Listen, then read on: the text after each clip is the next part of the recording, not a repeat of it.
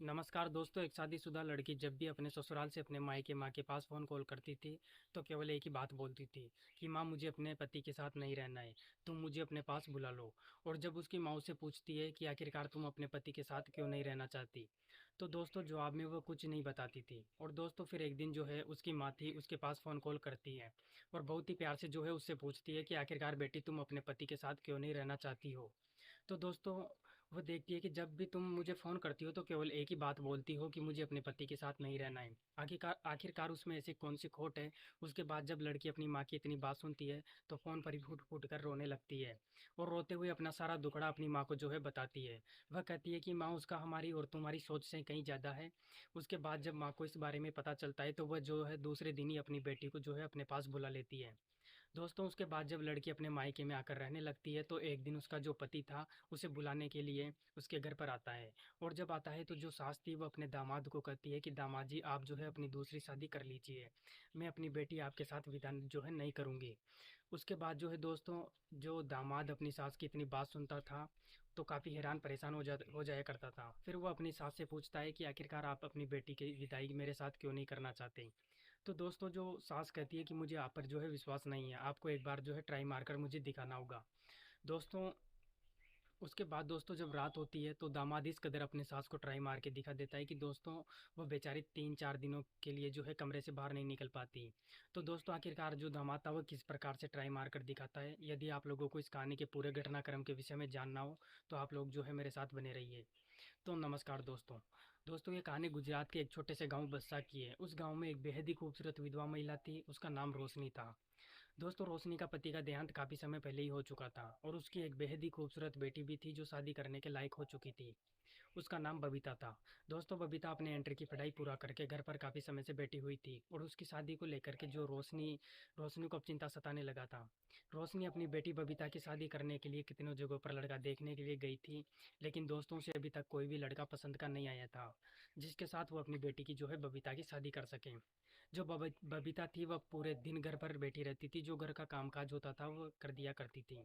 जो रोशनी थी वो बाजार में सब्जी बेचने का काम करती थी, प्रतिदिन वो मंडी जाती थी, सब्जी लाती थी और बाजार में बेचती थी। उसके पास बहुत सारे ऐसे खरीदार थे जो उसके पास ही सब्जी खरीदते थे और यही सब करके जो है अच्छा खासा पैसा कमा लेती थी। और उसके सब्जी जितने भी खरीदार थे वो सभी खरीदार जब उसके सब्जी के दुकान पर जाते थे तो जो रोशनी थी वो सब उसके साथ जो है ऐसी बात बोलती थी कि सबका मन मोह लेती थी, जिस वजह से उसकी सब्जी जल्दी बिक जाती थी। दोस्तों जो रोशनी थी थोड़ी रंगीन मिजाज की महिला थी, क्योंकि उसके पास दोस्तों ऐसे भी खरीदार थे जिसके साथ वो अक्सर रातों समय फ़ोन पर बातें किया करती थी और दोस्तों उनको घर पर भी बुलाती हैं और अपनी ज़रूरत को पूरा करवाती थी, जिस वजह से जो खरीदार थे हमेशा उसके दुकान पर ही सब्जी खरीदा करते थे। दोस्तों बहुत अच्छा खासा पैसा भी वो जो है जमकर कमा लेती है और जमकर इकट्ठा कर चुकी थी। फिर दोस्तों एक दिन की बात है, जो रोशनी थी उसको एक लड़के के बारे में पता चलता है। दोस्तों जो लड़का था वो बगल के गांव का ही रहने वाला था, उसका नाम प्रभु था। जो प्रभु था वो दिल्ली के एक प्राइवेट कंपनी में काम करता था, अच्छा खासा कमा लेता है। उसके बाद दोस्तों जब रोशनी को प्रभु के बारे में जो है पता चलता है तो वो प्रभु को देखने के लिए उसके घर पर जाती है। उस समय जो प्रभु था दोस्तों वो दिल्ली से घर आया था और जो प्रभु के माता-पिता भी उसकी शादी करना चाहते थे। दोस्तों फिर जो होता क्या है, फिर जाने के बाद जो रोशनी है वो प्रभु से मुलाकात हो जाती है तो प्रभु पहली नज़र में रोशनी को पसंद आ जाता है। उसके बाद जो रोशनी थी वह प्रभु के माता-पिता से बबीता और प्रभु के साथ जो है शादी की बात करती है। उसके बाद वे लोग राज़ी हो जाते हैं। तो जो शादी विवाह का दिन तारीख होता है वो सब कुछ वहीं पर तय करके वो अपने घर चली आती है। दोस्तों घर आने के बाद वो अपनी बेटी बबीता की शादी की तैयारी में लग जाती है। फिर उसके बाद तय समय पर जो प्रभु था बहुत ही धूमधाम से बारात लेकर रोशनी के दरवाजे पर पहुंच जाता है। उसकी बेटी के साथ शादी करके बहुत अच्छे से अपने साथ जो है घर लेकर चला जाता है। उसके बाद जो बबीता पहली बार अपने पति के साथ ससुराल जाती थी तो दोस्तों से एक ही कमरे में जो है बैठा दिया जाता था। उसकी खूब खातिरदारी की जाती थी और जब रात होती है तो प्रभु जो था वो बबीता के कमरे में जाता था और दोस्तों जब भी जाता था तो जब भी बबीता का जो घूंघट उठाता है तो दोस्तों वो बहुत ही खुश हो जाता था, क्योंकि बबीता बेहद ही गोरी चिट्टी दुबली कट्टी हट्टी की लड़की होती है। दोस्तों उसके बाद वो अपना पति का जो धर्म होता है वो पूरा करने लगता है। लेकिन दोस्तों जैसे ही थोड़ी देर होती है तब तक जो बबीता थी वो रोने लगती है, तो जो प्रभु था वो उसे मनाने की कोशिश करता है।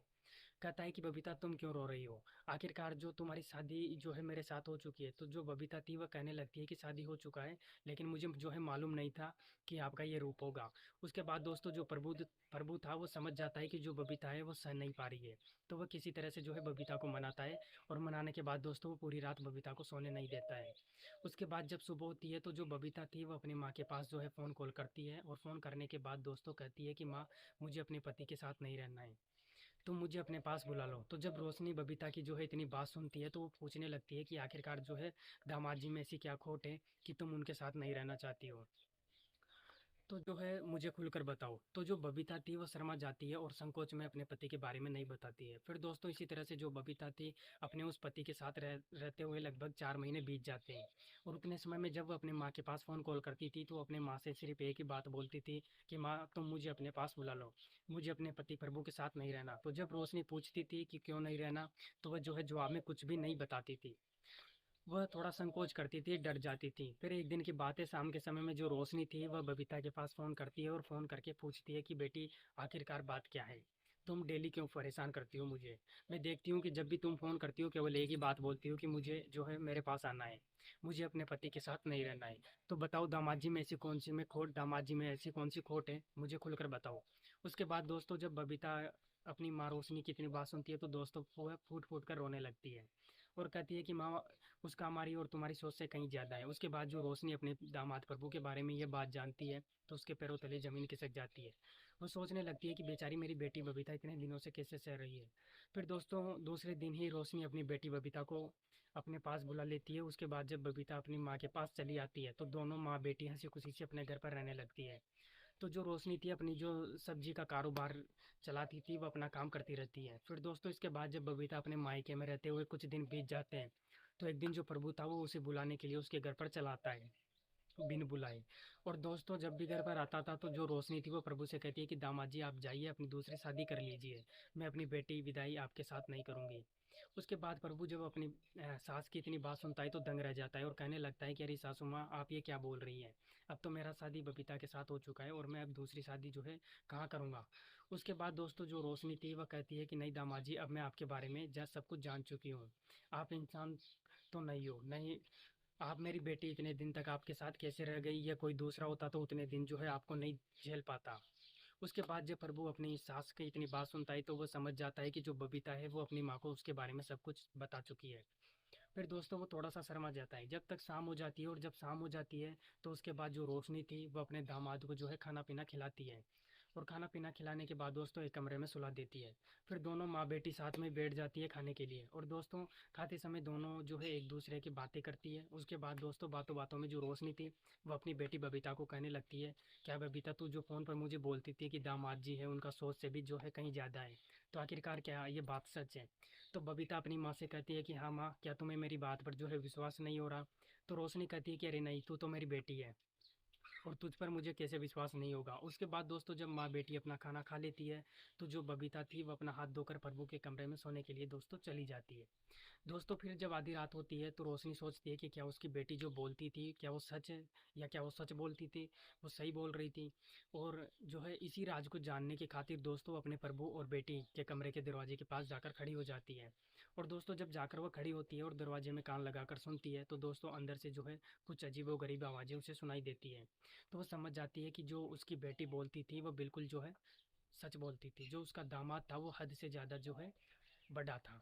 उसके बाद दोस्तों जब सुबह होता है तो जो रोशनी है अपने दामाद प्रभु को अपने पास बुलाती है और कहती है कि दामाद जी मैं अपनी बेटी की विदाई आपके साथ कर दूंगी, लेकिन आपको एक ट्राई मारकर मुझे दिखाना होगा।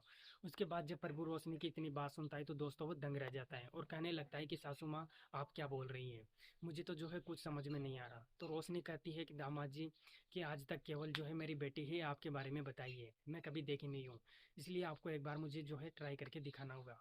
उसके बाद दोस्तों जो प्रभु था वो अपनी सास की बात को समझ जाता है।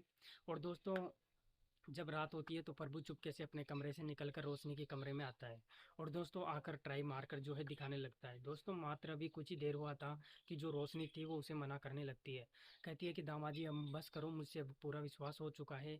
तो जो प्रभु था कहने लगता है कि अभी भी तो आया हूँ और थोड़ा सा जो है ये लाया हूँ, और आप बोल रही हैं कि मुझे जो है विश्वास हो गया, अरे अभी पूरी रात बाकी है। उसके बाद दोस्तों लगातार इस कदर उसको हिला देता है कि जो रोशनी थी दोस्तों सुबह के समय में वो अपने कमरे से निकल नहीं पाती थी। दोस्तों इसी तरह से लगभग 3 दिन बीत जाते हैं और रोशनी अपने कमरे में लेटी रहती थी। तो जो बबीता थी उसे शक होता है कि आखिरकार जो उसकी माँ है, आज 3 दिन हो गया, वह क्यों अपने कमरे से कहीं आती जाती नहीं है।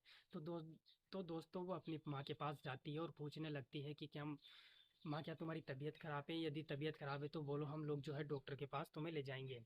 तो जो रोशनी थी कहती है कि अरे नहीं, कुछ नहीं हुआ, इसी तरह से थोड़ा दिल नहीं लग रहा, मन उदास है। तो बबीता फिर से पूछती है कि नहीं माँ, जरूर ना कोई बात है, तुम मुझसे जो है बताना नहीं चाहती। यदि कोई बात है तो तुम मुझे खुलकर बताओ, यदि मैं नहीं जानूंगी तो मुझे पता कैसे लगेगा। उसके बाद दोस्तों जो रोशनी थी वो बबीता से कहती है कि बबीता, दरअसल मैं ये जानना चाहती थी कि जो मेरा दामाद है उसे आजमाना चाहती थी, और तुम्हें कहने पर कल रात में उसे अपने कमरे में बुलाई थी, और जिस वजह से उसने मुझे जो है सहला दिया कि यही मेरी ये हालत हो गई। फिर वो दोस्तों बबीता को अपनी माँ के इस करतूत के बारे में जब उसे पता चलता है तो वो दंग रह जाती है। फिर दोस्तों उसके बाद जब ठीक हो जाती है तो वह बबीता से पूछती है कि बबीता, तुम अपने पति के साथ जाना चाहती हो या नहीं? मुझे तो अब पूरा विश्वास हो चुका है कि वह कोई इंसान नहीं। तो जो बबीता थी कहने लगती है कि आप यदि अगर आपको विश्वास नहीं है तो फिर मैं वहाँ जाके क्या करूँगी? तो दोस्तों जो उसके साथ जाने के लिए फिर तुम मुझे क्यों बोल रही हो? क्या तुम्हें अभी भी विश्वास नहीं है? यदि विश्वास नहीं है तो एक बार फिर से जो है ट्राई मार कर देख लो।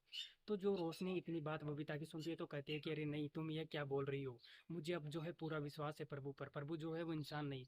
फिर दोस्तों जो रोशनी थी वह प्रभु को अपने पास बुलाती है और कहती है कि देखिए दामाद जी, बात कुछ ऐसी है कि मुझे तो विश्वास नहीं था लेकिन अब विश्वास हो चुका है, और अब मेरी बेटी आपके साथ घर पर नहीं जाएगी, इसलिए बेहतर यही होगा कि आप अपने घर जाइए और अपनी जो है कोई दूसरी लड़की जो है ढूंढ लीजिए और उससे शादी कर लीजिए।